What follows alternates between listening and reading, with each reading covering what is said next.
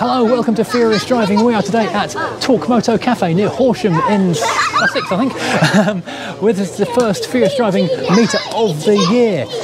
The weather has been pretty dismal, so we've not got as many cars as we hoped for, but there are still quite a few interesting ones that have turned up. I've brought down the Tourer, last seen at the NEC back in November.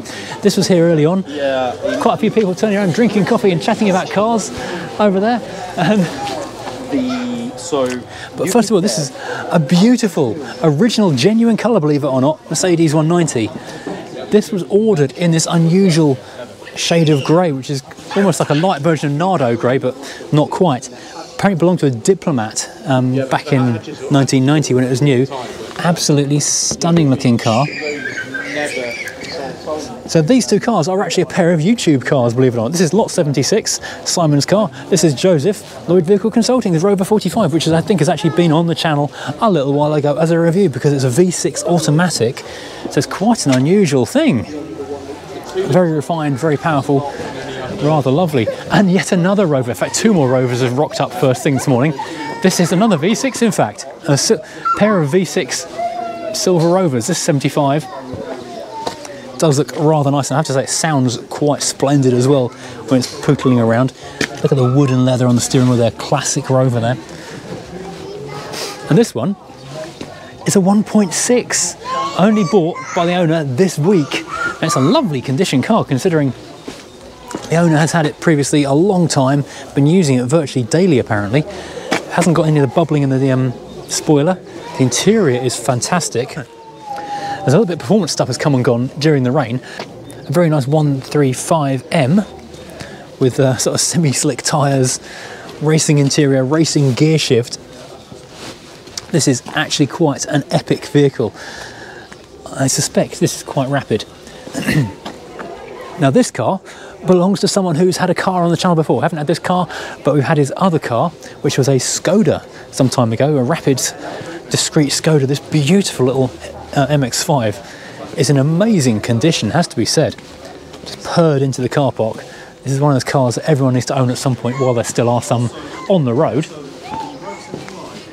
And Furious Driving is always the home of random stuff that you see nowhere else. This is a, what year is this? 51 plate GS300. This is whisper quiet, this V6, and it is extreme opulence inside this aubergine coloured barge. And seriously, when did you last see one of these? And the condition of it is just incredible because, well, it's a Lexus and they just last and last and last. While we're walking past here, this is Talk Moto Cafe. We're on a small business park in the countryside. They're actually a coffee roastery, so they brew their own home ground, home roasted coffee, and it's delicious, I have to say. And the sandwiches and bacon and things are really good as well. You have to go and check out the menu as well. Very much a car-inspired food option here. Stage 1, Stage 2, Stage 3. Hot hatch, cold start, fantastic. A few more interesting cars over here. We'll start over here. This one is a curiosity. It looks like a club van, but it's an S. So is this a van that's been converted into an S, or is this an S that's been converted into a van? It looks like probably it was an S first. It works so well as a little commercial. I'd love to try and find out from the owner what the situation is with this because this looks amazing. I love that. Another really cool one, Panda 100 HP. This is ostensibly the same engine as in my Fiat Idea, but 5 more horsepower, different camshaft I think we've established. Really cool, incredibly hard suspension on those things, but incredible handling. Perfect for tiny Fiat in many ways. A couple of nice BMWs over here. We'll start off with this delicious blue M3. It looks a bit too nice for Furious Driving, doesn't it? Very, very nice indeed. Now this is a P38 Range Rover with a 4-litre V8. And this is a hidden secret of the modern motoring world because incredibly, the 4-litre V8 on this year is actually ULEZ safe, so the owner, who lives sort of close enough for that to be an issue for, can still enjoy something pretty amazing. And we heard this grumbling up the road from quite a way away, and it sounds amazing. And apparently everything works. The air suspension works, all the electronics work. It's got to the point with P38s that really you're either looking at amazing ones where they're faultless or absolute farmyard wrecks, and that's a good one. Now this car we've actually had on the channel as another review car.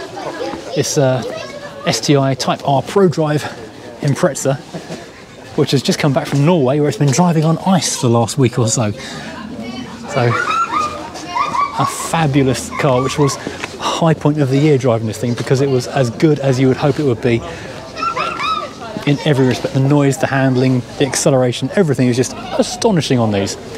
Another M3, and there are a lot of car meets up here at this venue most weekends. There's a classic car gathering here tomorrow, in fact, which is a monthly regular, and a lot of other car clubs and things come here too. There is extended parking above. We'll go and have a look at what's up there. Moving into overflow parking, RS6 has just popped up, but that is next to a Z4, which is the owner only bought a couple of days ago. It's his first sort of outing out to somewhere. It's to here. And not the best day for it, unfortunately, because it's been grey and miserable. It's got a rear-wheel drive convertible, and it's been just horrible. But we have here got some lovely little sports cars. An Alfa 916 Spider in a rather delicious Bordeaux red. Oh my word, look at that interior. That I've not seen before in one of these. Certainly not with that exterior colour. That's quite impressive. That is a bold choice by someone when they ordered this car. Brilliant car, same platform as my 145. Huge, huge one with that 2-litre twin spark. An MGF, this is a sports car I've never owned but I've driven a few, and they are really, really good. Mid-engine fun. Great time to buy one of these at the moment because they are some good ones going for good money, but there's some rock bottom bargains out there.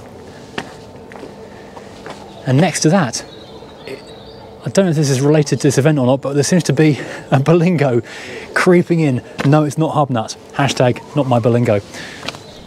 All right, a couple of late arrivals here of the Porsche 928, which is a very, very nice car indeed. But look at this. Citroen Traction Avant. I'm sure someone can tell us whether it's a Slough-built one or not. Left-hand drive with the French thing, so probably not a Slough-built car in that case then. These are absolutely fantastic. Front-wheel drive, monocoque shell. Lovely, lovely things. And the sun is almost out now as well. The Porsche you might have seen on the channel previously a while ago, as a review we did about 2 years ago, I think.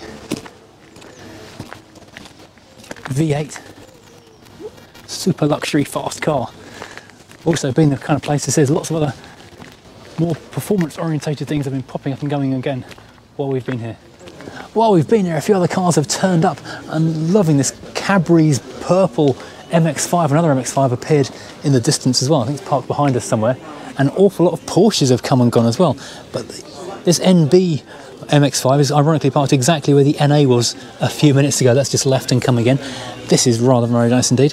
Lots of Porsches have come and gone. I don't think they were for us, but they were just coming to the channel. But also while we've been here, the beauty of this place is a destination for lots of car people, whether they're watching this channel or not. And this Seat Cupra R, early style one, has popped up, which is quite a rarity these days. And also, heavily modified Astra. Just had a look under the bonnet a second ago, and this is quite a thing underneath there.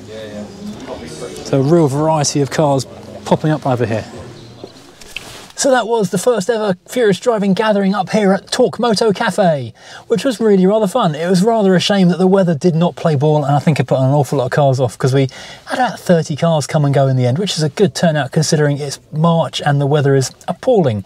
We'll come back again in a couple of months' time on a sunnier day when hopefully we'll see a few more people, because there's a lot of cars in the area that would be very nice to see. I did, however, get a souvenir because they grind their own coffee here, so ready for the AeroPress. I'll be enjoying that when I get back. Anyway, thank you for watching and see you again soon. Goodbye.